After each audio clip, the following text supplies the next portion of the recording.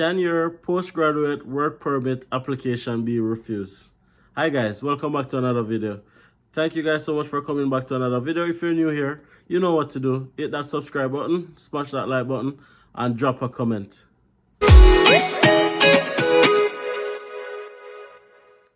Guys, welcome back. PGWP, as it's called, or your postgraduate work permit. What is it? This is the work permit that international students get after completing their studies in Canada. This work permit allows students to work in Canada after their studies in pursuit of permanent residency.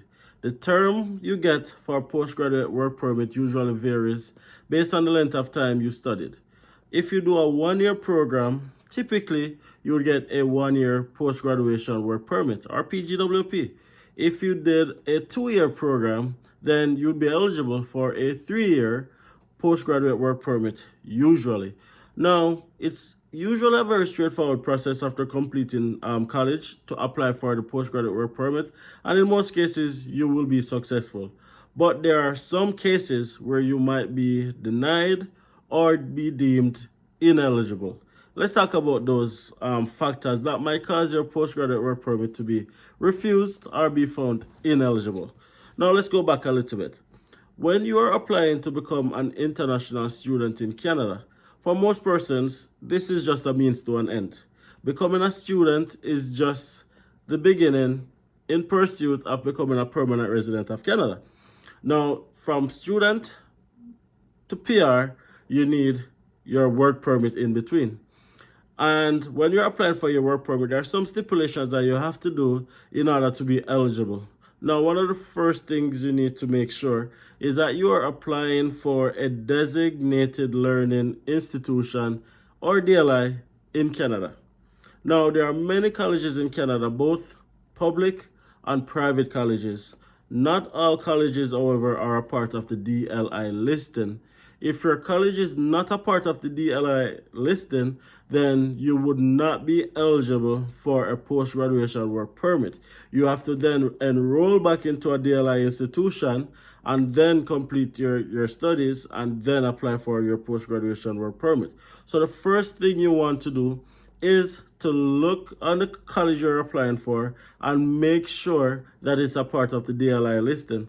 Now, previously in the past, what used to happen, only public colleges and institutions were a part of the DLI listing, but of recent, there are more private colleges that are coming on board. And now you have a lot of private colleges that are also a part of the DLI listing.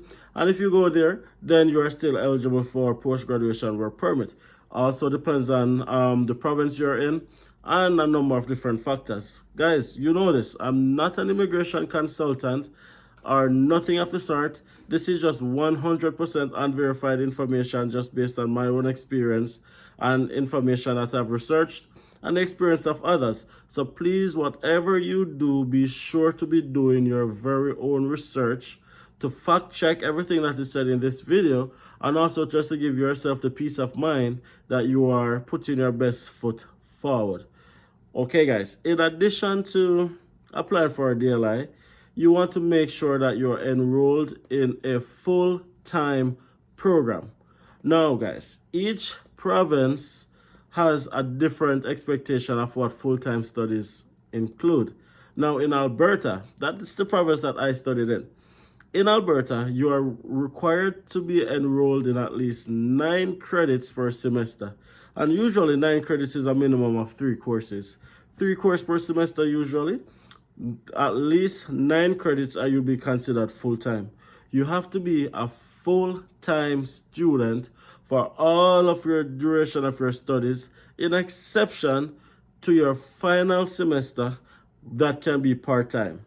Now, your final semester can only be part-time if you are expected to graduate at the end of that semester. It's very important to keep all of those information in mind, because if it is that any semester other than your final semester deems to be part-time, then you won't be eligible for your post-graduation work permit. Now, as I said, you want to be researching your province and see what is considered to be full-time studies in the respective province. Apart from all of those factors, guys, or another thing that you have to be looking out for is most of your class has to be in person and not online. Now, throughout COVID, there was a lot of remote learning, but remote learning was different than online learning. Whilst everything was being done online over Zoom and over all of those lovely platforms, you had to still stick to a schedule. And because you had to stick to a schedule, meaning that you had to show up to class, the only thing is that class was on Zoom, you had to participate just the same, and you had to be actively involved in a class setting. That would still be considered in-person class, right? Because it's not done at your own pace or online class. Now, we all know what online classes are, but for those who don't know, online classes are classes that you enroll for and you do it at your own pace and your own timing. You're not expected to stick to a specific schedule, and apart from meeting your exam and your coursework deadline, there's no other real expectation in terms of deliverables and showing up.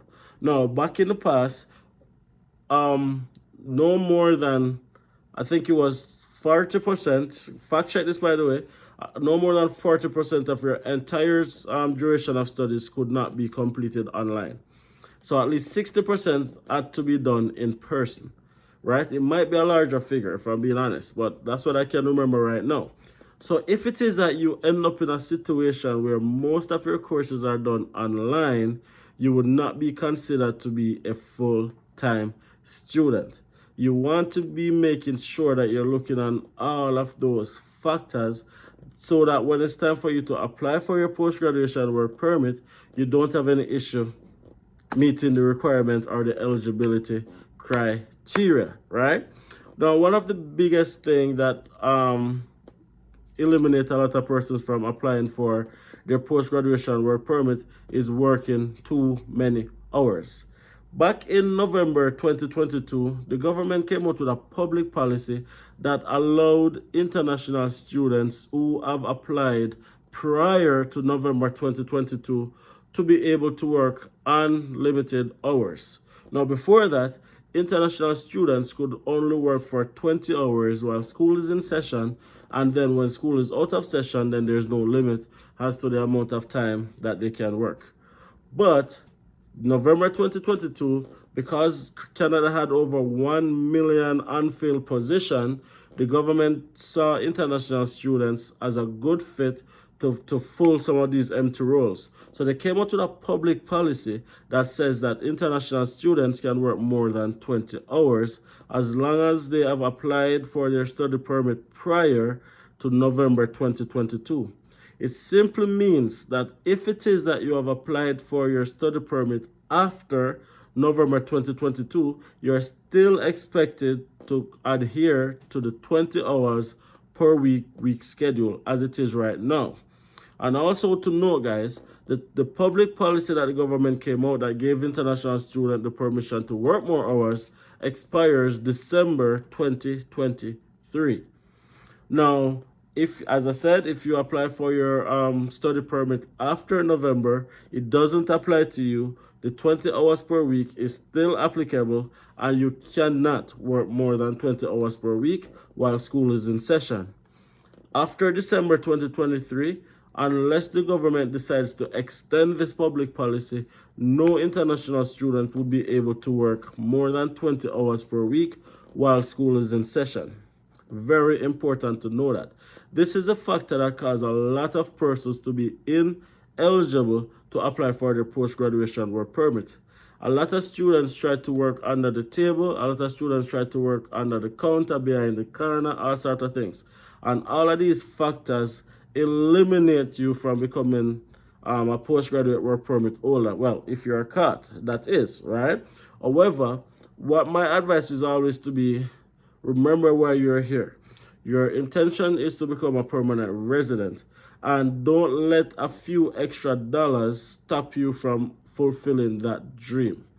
You want to make sure that you are doing every single thing possible to follow the guidelines of IRCC, to stay on the good grace of immigration, and don't put yourself in a position where you might not be eligible for a post-graduation work permit, especially if it is that you're here with Canada.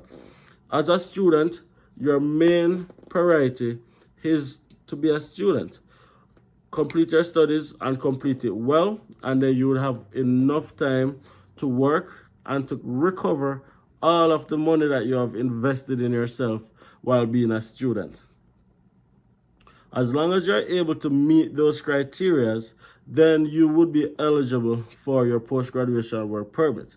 But you have to know before what you're doing. As I said, you want to make sure that you're applying for a DLI. You want to make sure that you're enrolled full-time. You want to make sure that you're not working more than you should. You want to make sure that everything is in position, right? So I say that to say that it is very possible for you to be refused a post-graduation work permit.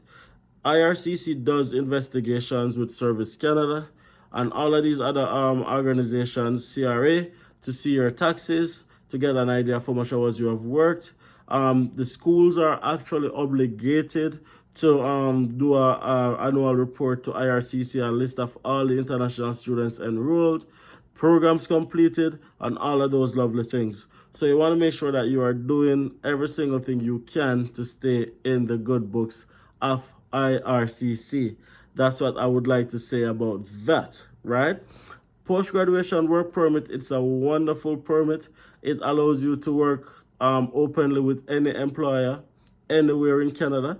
Persons are always asking me, if I study in one province, can I work in another province on my post-graduation work permit? The answer is yes, you can. You can literally move to any province you want to move to and work there. But you have to do your qualifying time in order to apply for permanent residency, unless you are using a provincial stream that doesn't require you to work for a year or 6 months.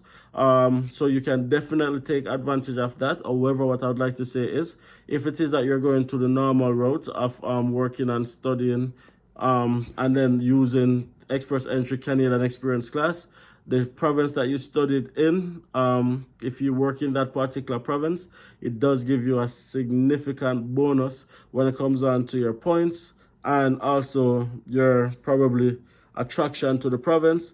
So if it is that you are able to stay in that particular province, it's good, but you're not limited to stay in that province. You have an open work permit that allows you to work for any employer in Canada legally, as long as it's not what would I say, as that usually like prostitution, bars, some other factors, right? As long as it's a gainful employment, 9 to 5, as we call it, you would be good to go. Guys, if you like this video, if this video was at all informative to you guys, please don't hesitate to hit that like button.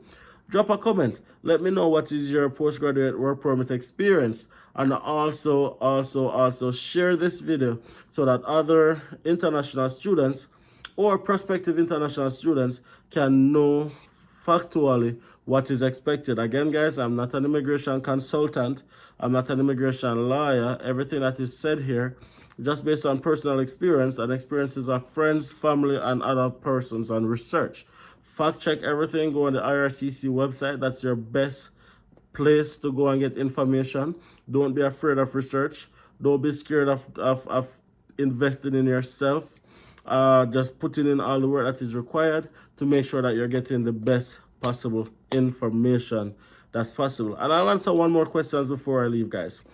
If you're here in Canada with your family, when you apply for your postgraduate work permit, you don't even need a job offer in order to apply for it. As soon as you get your letter of completion from the school, you're expected to stop working. And then as soon as you submit your post-graduation work permit application, then you can start working again. Now, once that permit comes through, then you can apply for your family's extension.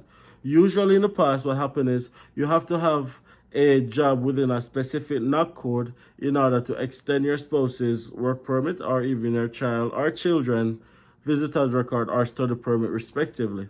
Now, the NOC code is not in use anymore. It's now a tier system, so your job has to fall within a specific tier. So what I would suggest is that the final semester that you're in college, you're researching what type of job are you going to need in order to apply for your family's extension, and then start looking for those jobs while you are in school, So by the time you are done with school, you would have had one of those jobs, and then you would have been able to extend your family's permit, no problems asked, right? Now, in extending or applying for their work permit or extension or study permit extension, you would have to show at least 2 pay stubs.